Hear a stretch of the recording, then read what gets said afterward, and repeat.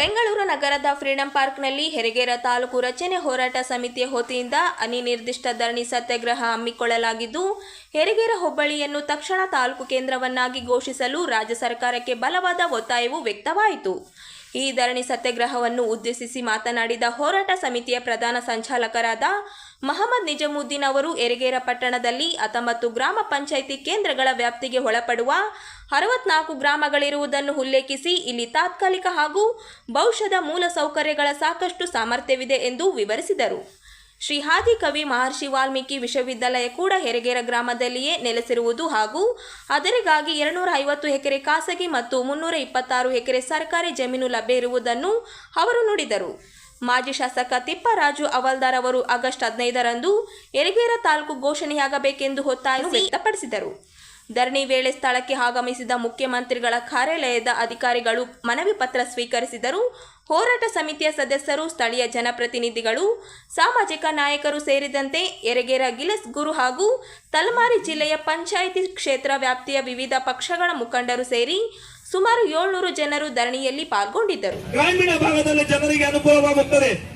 ಹೆರಿಗೆರೆ ತಾಲೂಕೆ ಆದರೆ ವ್ಯಾಪ್ತಿಗೆ ಹಾಲಿ ಇರುವ ಸೌಲಭ್ಯಗಳು ಆದಿಕವಿ ಶ್ರೀ ಮಹರ್ಷಿ ವಾಲ್ಮೀಕಿ ವಿಶ್ವವಿದ್ಯಾಲಯ, ಉಪ ತಹಶೀಲ್ದಾರರ ಕಾರ್ಯಾಲಯಗಳು, ಕಂದಾಯ ನಿರೀಕ್ಷಕರ ಕಾರ್ಯಾಲಯಗಳು, ಗ್ರಾಮಾಡಳಿತದ ಕಚೇರಿಗಳು, ವೃತ್ತ ಪೊಲೀಸ್ ನಿರೀಕ್ಷಕರ ಕಾರ್ಯಾಲಯ, ಪೊಲೀಸ್ ಠಾಣೆಗಳು, ರೈತ ಸಂಪರ್ಕ ಕೇಂದ್ರಗಳು, ಗ್ರಂಥಾಲಯಗಳು, ಪಶುವೈದ್ಯ ಆಸ್ಪತ್ರೆಗಳು, ರಾಷ್ಟ್ರೀಕೃತ ಬ್ಯಾಂಕ್ಗಳು, ಸಹಕಾರ ಬ್ಯಾಂಕ್ಗಳು, ಅಂಚೆ ಕಚೇರಿಗಳು, ಜೂನಿಯರ್ ಕಾಲೇಜುಗಳು, ಪ್ರೌಢಶಾಲೆಗಳು, ಸರ್ಕಾರ ಹಿರಿಯ ಮತ್ತು ಪ್ರಾಥಮಿಕ ಶಾಲೆಗಳು, ಬೃಹತ್ 133 KV ವಿದ್ಯುತ್ ಉಪಕೇಂದ್ರ, ಪ್ರವಾಸಿ ಮಂದಿರಗಳು, ಕೃಷಿ ಉತ್ಪನ್ನ ಮಾರುಕಟ್ಟೆ,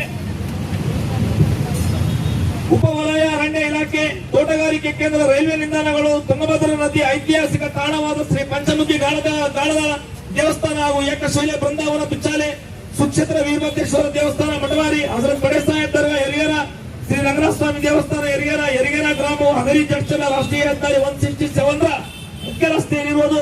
ಹೆರಿಗೆರೆ ಗ್ರಾಮವು ರಾಯಚೂರು ಮಂತ್ರಾಲಯ ಮುಖ್ಯ ರಸ್ತೆಯಲ್ಲಿರುವುದು.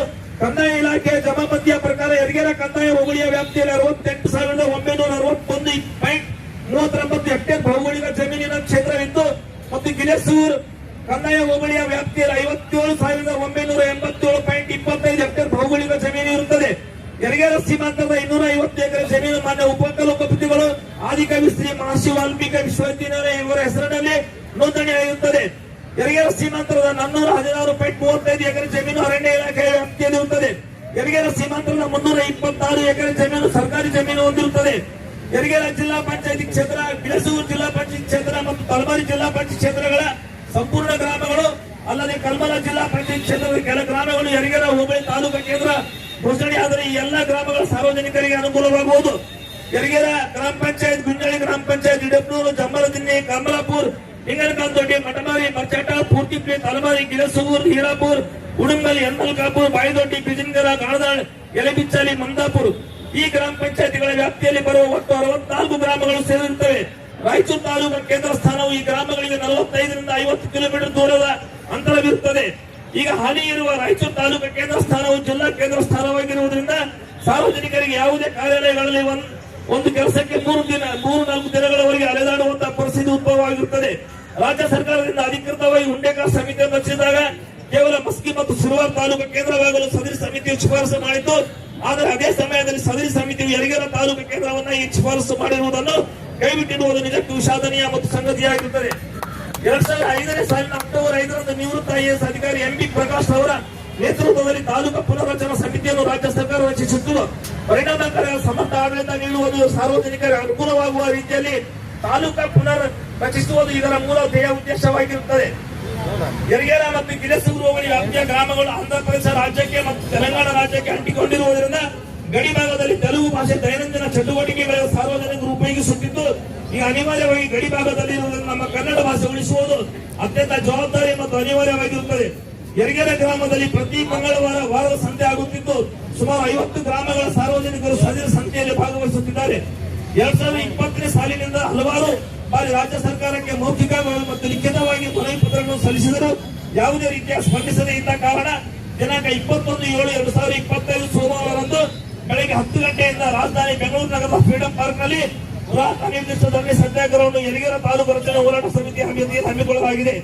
ಈ ಒಂದು ನಮ್ಮ ಮನವಿಗೆ ರಾಜ್ಯ ಸರ್ಕಾರ ಸ್ಪಂದಿಸದೇ ಇದ್ದಲ್ಲಿ ಯರಗೇರ ಹೋಬಳಿಗೆ ಬಂದಿರುವ ರಾಷ್ಟ್ರೀಯ ಹೆದ್ದಾರಿ NH 167 ಕರ್ನೂಲ್ ಕ್ರಾಸ್ ಬಳಿ ನಿರಂತರ ಬೃಹತ್ ರಸ್ತೆ ತಡೆ ಚಳುವಳಿಯ ಜೊತೆಯಲ್ಲಿ ಇನ್ನಿತರ ವಿವಿಧ ಹಂತಗಳ ಉಗ್ರವಾದ ಹೋರಾಟವನ್ನು ಹಮ್ಮಿಕೊಳ್ಳಲಾಗುವುದು. ರಾಜ್ಯದ ಮಾನ್ಯ ಮುಖ್ಯಮಂತ್ರಿಯವರು ಅತ್ಯಂತ ಹಿಂದುಳಿದ ಭಾಗಕ್ಕೆ ಹೆಚ್ಚು ಒತ್ತು ಕೊಡುವ ಧೀಮಂತ ನಾಯಕರಾದ ಸನ್ಮಾನ್ಯ ಶ್ರೀ ಸಿದ್ದರಾಮಯ್ಯ ಅವರು ದಯಮಾಡಿ ರಾಯಚೂರು ಜಿಲ್ಲೆಯ ರಾಯಚೂರು ತಾಲೂಕಿನ ಯರಗೇರ ಹೋಬಳಿಯನ್ನು ತಾಲೂಕಾ ಕೇಂದ್ರ ಸ್ಥಾನವನ್ನಾಗಿ ಘೋಷಣೆ ಮಾಡುತ್ತಿರುವ ಆಶಾಭಾವನೊಂದಿಗೆ ಯರಗೇರ ತಾಲೂಕು ರಚನಾ ಹೋರಾಟ ಸಮಿತಿಯವರ ಪರವಾಗಿ ಈ ಮೂಲಕ ಮನವಿ ಪತ್ರ ಸಲ್ಲಿಸಿ ವಿನಂತಿಸಿಕೊಳ್ಳುತ್ತೇವೆ.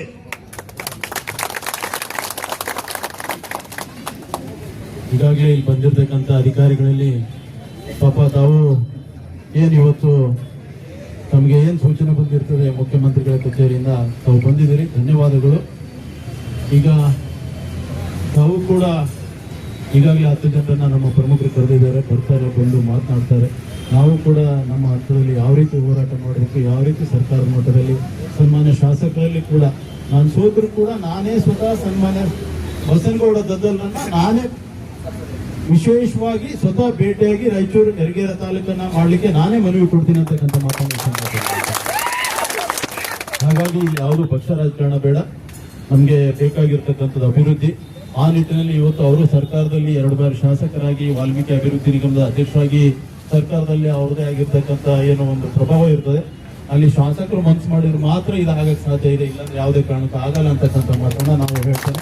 ಅವರು ನಮ್ಮ ಜೊತೆ ಕೈ ಜೋಡಿಸ್ತಾರೆ ಅಂತಕ್ಕಂಥ ಆಶಾಭಾವನೆಯಿಂದ ಈ ಒಂದು ಏನು ನಾನು ಮನವಿಯನ್ನ ಅವರಿಗೂ ಕೂಡ ನಮ್ಮ ಪತ್ರಿಕಾ ಮಾಧ್ಯಮದ ಸ್ನೇಹಿತರು ಮುಡಿಸ್ತಾರೆ ಅಂತಕ್ಕಂಥ ಏನು ವಿನಂತಿಯನ್ನ ಮಾಡ್ತೇನೆ.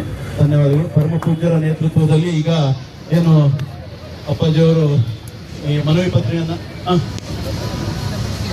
ಈಗಾಗಲೇ ಪರಮ ಪೂಜ್ಯ ಅಪ್ಪಾಜಿಯವರು ಸನ್ಮಾನ್ಯ ಶಾಸಕರಿಗೆ ಇಲ್ಲಿಂದನೇ ನೇರವಾಗಿ ಲೈವ್ ಅಲ್ಲಿ ದೂರವಾಣಿ ಕರೆ ಮುಖಾಂತರ ಮಾತನಾಡಿ ಅವರಿಗೆ ಸೂಚನೆಯನ್ನ ಕೂಡ ಅಪ್ಪಾಜಿಯವರು ಕೊಟ್ಟಿರ್ತಾರೆ. ಅವರು ಕೂಡ ಸಕಾರಾತ್ಮಕವಾಗಿ ಸ್ಪಂದಿಸ್ತಾರೆ ಅಂತಕ್ಕಂಥ ಭಾವಿಸ್ತಾ ಈ ಮನವಿ ಪತ್ರವನ್ನ ಸನ್ಮಾನ್ಯ ಇಬ್ಬರು ಸಂಚಾಲಕರು, ಪ್ರಧಾನ ಸಂಚಾಲಕರು ಹಾಗೂ ಹೋರಾಟ ಸಮಿತಿ ಎಲ್ಲ ಪದಾಧಿಕಾರಿಗಳು ಬಂದು ಕೊಡಬೇಕು ಅಂತ ಹೇಳಿ ನಾನು ಮನವಿಯನ್ನ ಮಾಡ್ತೇನೆ. ಧನ್ಯವಾದಗಳು. ಒಂದು ಮಾತನ್ನ ನಾನು ಅಧಿಕಾರಿಗಳಿಗೆ ಸ್ಪಷ್ಟಪಡಿಸ್ತೇನೆ, ಈ ಹೋರಾಟ ಇಲ್ಲಿಗೆ ಮುಗುದಿಲ್ಲ, ಇವತ್ತಿಂದ ಪ್ರಾರಂಭ ಅಂತಕ್ಕಂಥ ಮಾತನ್ನ ಹೇಳ್ತೀನಿ.